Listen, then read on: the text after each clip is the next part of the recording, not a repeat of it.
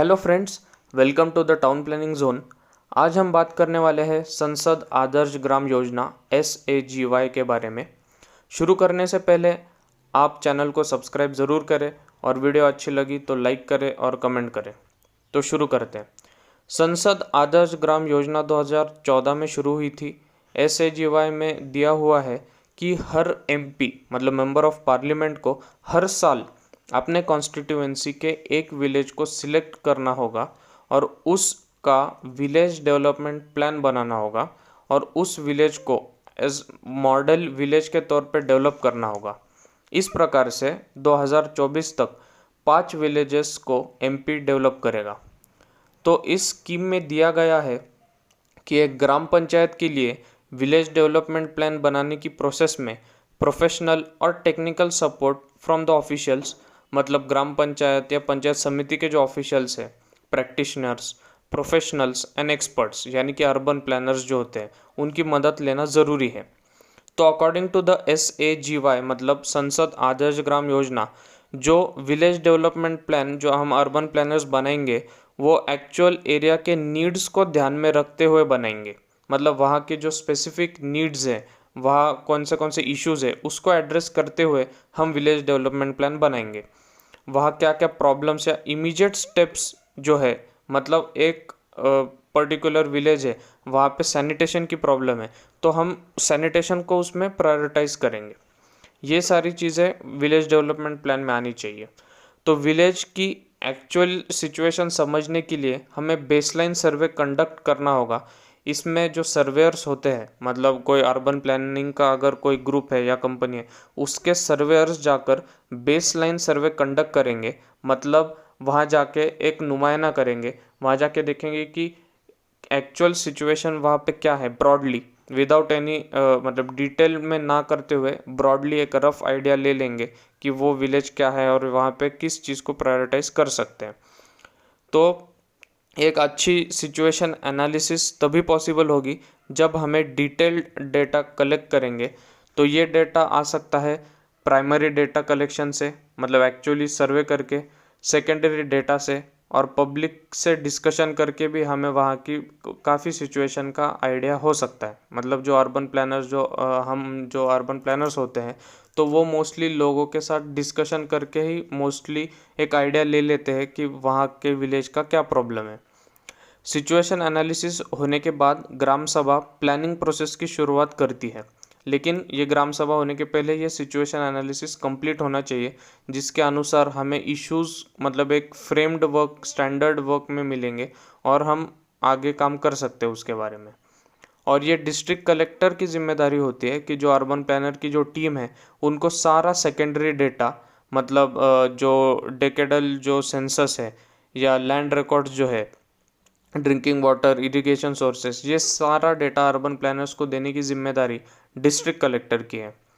तो जो ये सिचुएशन एनालिसिस का डॉक्यूमेंट है, वो जो अर्बन प्लानर्स मतलब हम जो बनाते हैं, तो उसमें सबसे इम्पॉर्टेंट जो चीज़ है तो सबसे पहले लोकेशन, मतलब 1 नंबर के हेड पे लोकेशन होना चाहिए, उस जगह का मैप होना चाहिए। दूसरे नंबर पे history and culture of the area, मतलब फेयर्स मतलब जो मेले होते हैं वहाँ के, या कोई लोकल फेस्टिवल कौन से वहाँ पे होते हैं। तो ऐसे कोई स्पेसिफिक हिस्ट्री उस जगह की है क्या, जो ओरल हिस्ट्री जो लोग एक दूसरे को बताते हैं, कोई स्पेसिफिक हिस्ट्री है क्या। मुझे याद है जैसे हमने एक जलगांव पे जहाँ पे काम किया था, वहाँ की स्पेसिफिक हिस्ट्री ये थी कि according to the mythology Bhim और बकासुर का वहाँ पे वॉर हुआ था और उनके कुछ फुटप्रिंट वगैरह वहाँ रह गए थे। तो वो बहुत ही अट्रैक्टिव एक जगह थी और दूर दूर से लोग वो देखने के लिए आते थे। उसको भीम कुंड भी कहते थे। तो वो एक स्पेसिफिक उस एरिया का एक कैरेक्टरिस्टिक हो गया। तो ऐसे हर विलेज में एक अपना अपना स्पेसिफिक स्पेशलिटी होती है, तो वो इसमें इंक्लूड करते हैं। फिर 3 नंबर में आता है जोग्राफिकल फीचर्स। उसमें टाइप ऑफ लैंड होता है, प्लांट्स वहाँ के कौन से हैं, एनिमल्स कौन से हैं, रिवर्स है क्या, वाटर बॉडीज़, क्लाइमेट कौन सा है, यहाँ पे रेनफॉल कितना होता है, कब होता है। तो ये सारी चीज़ें जोग्राफिकल फीचर्स में होती है। फिर 4 नंबर पे आता है डेमोग्राफिक फीचर्स। ये काफ़ी ब्रॉड हेड होता है। इसमें पॉपुलेशन आता है, पॉपुलेशन चेंज आता है, रेट ऑफ पॉपुलेशन आता है, माइग्रेशन है क्या वो देखा जाता है, sex ratio, caste composition, literacy, education, employment, ये सारा मतलब ब्रॉडली ये डेमोग्राफिक फीचर्स में आता है। उसके बाद आता है administrative profile of the gram panchayat. इसमें composition of the gram panchayat होता है, function of the gram panchayat होता है, ग्राम पंचायत के पास जो रिसोर्सेस है, कोऑपरेटिव्स है, सेल्फ हेल्प ग्रुप्स है, यूथ क्लब्स है या लाइब्रेरीज है, ये सारी चीज़ें इस हेड के नीचे आती है। उसके बाद 6 नंबर पे आता है इकोनॉमिक रिसोर्सेस। ये सबसे इम्पॉर्टेंट है, मतलब एक ग्राम पंचायत का इकोनॉमी कैसे जनरेट हो रही है तो वो इस हेड के नीचे आता है। इसमें लैंड यूज़ होता है, जिसमें एग्रीकल्चरल लैंड, कल्टिवेबल फैलो, uncultivable land, cropping pattern, pastures, ये सारी चीज़ें इसमें होती है। फिर उसमें बी अगर देखा जाए तो लाइफ स्टॉक प्रोफाइल भी करना 6 नंबर में ज़रूरी है।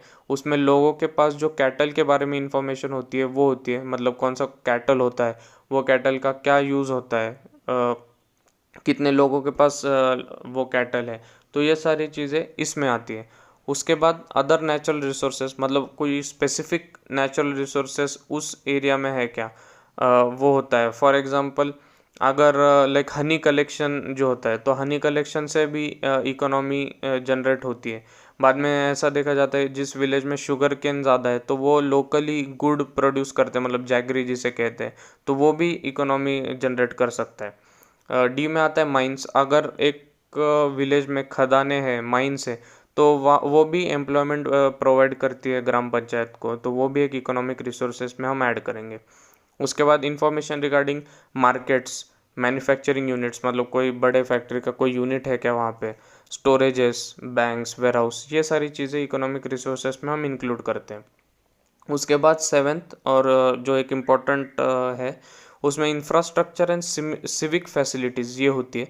इंफ्रास्ट्रक्चर एंड सिविक फैसिलिटीज़ में सबसे इम्पॉर्टेंट है रोड एंड पब्लिक ट्रांसपोर्ट। और सबसे मेजर अगर हम देखें हर विलेज में ये रोड का जो प्रॉब्लम है वो हर विलेज में होता है, तो ये अपने को बहुत ही स्पेसिफिकली और डिटेल्ड वे में करना होता है। उसके बाद पब्लिक डिस्ट्रीब्यूशन सिस्टम पीडीएस, मतलब राशन की दुकानें, उनका लोकेशन वगैरह वो इसमें आता है। उसके बाद इलेक्ट्रिसिटी का जो नेटवर्क है उस विलेज में वो आता है। उसके बाद पोस्ट ऑफिसेस, उनका लोकेशन। बाद में स्पोर्ट्स रिक्रिएशनल फैसिलिटीज़, मतलब स्पोर्ट्स के जो कॉम्प्लेक्सेस है वगैरह वो आता है। उसके बाद टेलीकॉम फैसिलिटीज़ जो उस ग्राम पंचायत में है। तो ये था विलेज प्रोफाइल। नेक्स्ट वीडियो में हम देखेंगे general methodology for situation analysis and village development plan preparation, जिसमें मैं आपको ये डेवलपमेंट प्लान एक्चुअली कैसे बनाते हैं उस बारे में डिटेल्ड वे में एक्सप्लेन करूँगा। तो इस वीडियो में बस इतना ही। आपको वीडियो अगर अच्छा लगा तो वीडियो को लाइक और कमेंट ज़रूर करिए। आप हमें इंस्टाग्राम पे भी फॉलो कर सकते हैं। Until next time.